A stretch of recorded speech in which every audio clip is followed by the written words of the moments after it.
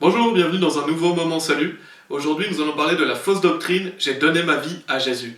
Donc parfois, quand vous demandez aux personnes comment ils sont sauvés, ou comment on fait pour être sauvé, ou quand vous les écoutez témoigner de leur conversion, ils disent « J'ai donné ma vie à Jésus ». Et donc, certaines personnes qui disent « J'ai donné ma vie à Jésus » sont vraiment des personnes sauvées. Parce qu'en fait, elles utilisent ces termes, mais derrière, au fond, elles croient au vrai évangile, elles croient qu'il faut seulement croire en Jésus-Christ, et qu'en croyant en Jésus-Christ, on a la vie éternelle. Mais il y a des personnes qui croient vraiment qu'il faut donner sa vie à Jésus pour être sauvé. Et ces personnes-là ne sont clairement pas sauvées. Parce que, qu'est-ce que nous dit la Bible? C'est que Jésus a donné sa vie pour nous. Il n'est pas dit dans la Bible de donner sa vie à Jésus pour être sauvé, mais il est dit que Jésus a donné sa vie pour nous. Donc c'est l'inverse de l'évangile. Si vous dites qu'il faut donner sa vie à Jésus, vous inversez l'évangile, parce qu'en réalité c'est Jésus qui a donné sa vie pour vous. Et en Jean chapitre 10, au verset 17, il est clairement mention de cela. Jésus nous dit « Par conséquent, mon Père m'aime, parce que je donne ma vie, afin que je puisse la reprendre. » Verset 18 « Aucun homme ne me l'ôte, mais je la donne de moi-même. J'ai le pouvoir de la donner, et j'ai le pouvoir de la reprendre. J'ai reçu ce commandement de mon Père. » Donc qu'est-ce que dit Jésus ici? Par conséquent, mon Père m'aime, parce que je donne ma vie. Donc qui donne sa vie? C'est Jésus-Christ qui donne sa vie pour nous. Afin que je puisse la reprendre. Et après, il nous dit « J'ai le pouvoir de la donner, et j'ai le pouvoir de la reprendre. » Donc qui est mort pour nous? C'est Jésus. Et en 1 Jean chapitre 4, au verset 9 aussi, il est dit, versets 9 et 10, « En ceci a été manifesté l'amour de Dieu envers nous, en ce que Dieu a envoyé son seul Fils engendré dans le monde, afin que nous puissions vivre par lui. En ceci est l'amour, non pas que nous avons aimé Dieu, mais que lui nous a aimés. Et il a envoyé son Fils pour être la propitiation pour nos péchés. » Donc, comment s'est manifesté l'amour de Dieu? Par le fait qu'il ait envoyé son seul Fils engendré dans le monde, afin que nous puissions vivre par lui, c'est-à-dire qu'afin que nous puissions avoir la vie par Jésus-Christ. Et ceci est l'amour, non pas que nous avons aimé Dieu, donc c'est pas nous qui avons aimé Dieu, mais c'est Dieu qui nous a aimés. Et par son amour, donc comme j'ai dit, il a envoyé son Fils, et son Fils est la propitiation pour nos péchés. Donc, qui est mort pour nous? Jésus-Christ. Et bien sûr, le plus célèbre verset de la Bible, Jean chapitre 3, verset 16, nous dit « Car Dieu a tant aimé le monde, qu'il a donné son seul Fils engendré, afin que quiconque croit en lui ne périsse pas, mais ait la vie éternelle. » Donc c'est complètement faux de dire qu'il faut donner sa vie à Jésus, mais c'est que Jésus a donné sa vie pour vous.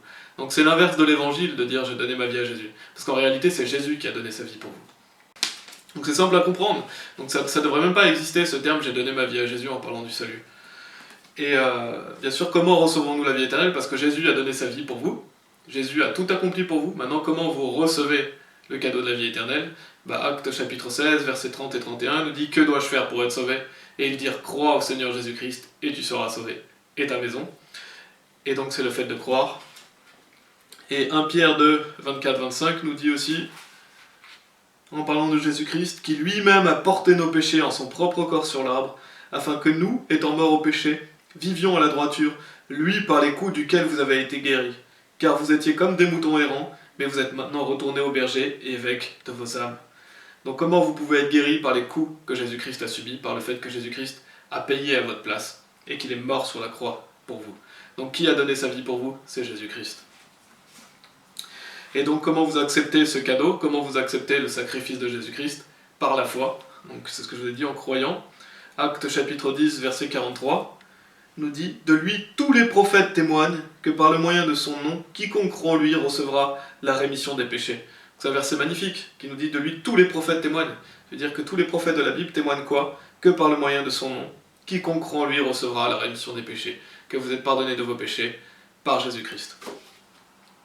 Donc si vous êtes une personne sauvée, et que vous utilisez cette expression « J'ai donné ma vie à Jésus », pour parler du salut, mais qu'au fond, vous savez très bien que c'est en croyant, et qu'une fois que vous êtes sauvé pour toujours, alors arrêtez d'utiliser cette expression, parce que ça porte à confusion, et parce que c'est complètement l'inverse de ce qui est dit dans la Bible, parce que c'est Jésus qui a donné sa vie pour nous. Et si vous êtes une personne qui croit vraiment qu'il faut donner sa vie à Jésus, dans le sens où il faut suivre Dieu, il faut garder les commandements, qu'il faut arrêter de pécher, que vous pouvez perdre votre salut si vous commettez quelque chose de grave, si vous êtes ce genre de personne, vous n'êtes pas sauvé, et vous n'avez pas compris l'évangile, parce que c'est pas de donner votre vie à Jésus, ce n'est pas de suivre Jésus, ce n'est pas de persévérer jusqu'à la fin qui vous sauve, mais c'est Jésus qui a donné sa vie pour vous. Et si vous croyez en son sacrifice, en son ensevelissement et à sa résurrection, alors vous avez la vie éternelle, et vous êtes scellés de l'Esprit Saint pour toujours. vous n'irez jamais en enfer. Alors que si vous croyez dans vos œuvres, si vous croyez qu'il faut vraiment suivre Jésus-Christ, qu'il faut être une bonne personne, qu'il faut appliquer les commandements, qu'il faut donner sa vie entière à Jésus-Christ et le suivre jusqu'à la fin pour être sauvé, vous irez en enfer, vous n'êtes pas sauvé. Donc arrêtez de croire en vous-même si vous n'êtes pas sauvé. Arrêtez de croire en vous-même et croyez en Jésus-Christ. Et je vais finir par Tite chapitre 3, versets 5 et 6, qui conclut bien tout ce qu'on a vu. Il nous sauva non par les œuvres de droiture que nous avons faites, mais selon sa miséricorde, par le lavage de la régénération et le renouvellement de l'Esprit Saint, qu'il a versé abondamment sur nous par Jésus-Christ, notre Sauveur. Qui est le Sauveur, c'est Jésus-Christ. Et il nous sauva non par les œuvres de droiture que nous avons faites, mais selon sa miséricorde, par le lavage de la régénération et le renouvellement de l'Esprit Saint. Vous ne pouvez pas être sauvé par vous-même, vous pouvez être sauvé par Jésus-Christ. Et vous ne pouvez pas dire que vous êtes sauvé par Jésus-Christ si vous croyez qu'il faut persévérer jusqu'à la fin pour être sauvé, si vous croyez qu'il faut avoir des bonnes œuvres en plus. Vous ne pouvez pas dire que vous croyez en Jésus-Christ, vous ne croyez pas en lui, vous croyez en vous-même. Donc arrêtez de croire en vous-même, croyez en Jésus-Christ. Et je vous en prie, arrêtez d'utiliser cette expression « j'ai donné ma vie à Jésus » parce qu'elle porte à confusion et elle pervertit l'évangile parce que c'est l'inverse de l'évangile.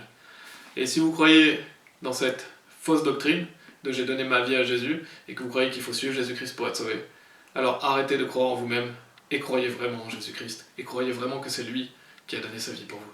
Voilà, Amen.